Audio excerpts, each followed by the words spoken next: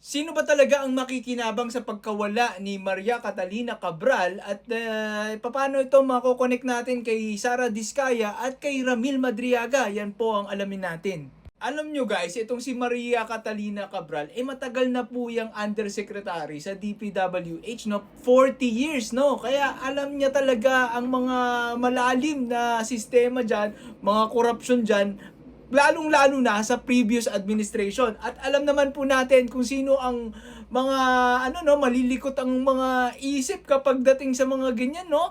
Tingnan niyo po si Ramil Madriaga, 'di ba? Bago po siya magsalita dito sa mga kanyang mga pinagsasabi, mga revelasyon na nakakagimbal, talagang pinilit pa siyang harangin, no? Sa BJMP, no? Hindi nga po siya nagpakita kay Sara Duterte, pero ilang beses daw po pumunta dun si Sara Duterte para kausapin siya kasi iniisip niya baka biglang plantahin siya na biglang sabihin sinaktan niya si Sara Duterte, di ba, habang nag-uusap sila dun sa BJMP, di ba? Malikot po ang mga utak ng mga yan, kaya hindi niya po binibigyan ng pagkakataon na magkaroon ng dahilan si Sara Duterte na baliktarin pa siya, di ba?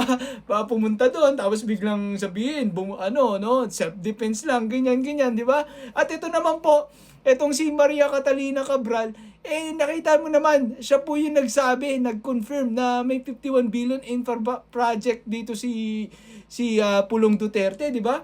So, hindi ko po sinasabing may kinalaman sila, pero kung iisipin po natin, sila po ang makikinabang dito sa pagkawala ni Maria Catalina Cabral. Aminado nga po ng si Kifi Chu, no? Duterte supporter po yan, Duterte vlogger, na may EJK talaga nung panahon ni Digong, di ba? At gawain po yan ng mga Duterte, di ba? Aminado po siya, yun, no? Pagkakasabi niya.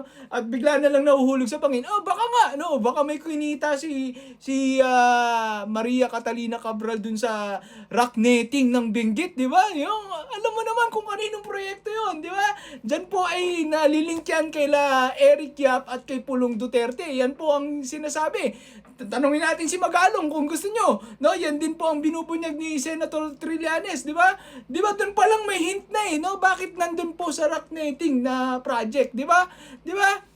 Kaya napapaisip ako, maswerte pa talaga si Sara Diskaya at ngayon po nililitis siya at protektado siya. Gaya po ni Ramil Madriaga ngayon na nakakulong, di ba? Protektado sila kasi hindi sila magagalaw ng mga may gustong ipatahimikin sila, no? Si Sara Diskaya at si Curly Diskaya. Kaya ang mapapayo ko lang sa inyo mga Diskaya, sabihin nyo na ang inyong mga nalalaman, no? Kasi kung hindi nyo po sasabihin yan, no?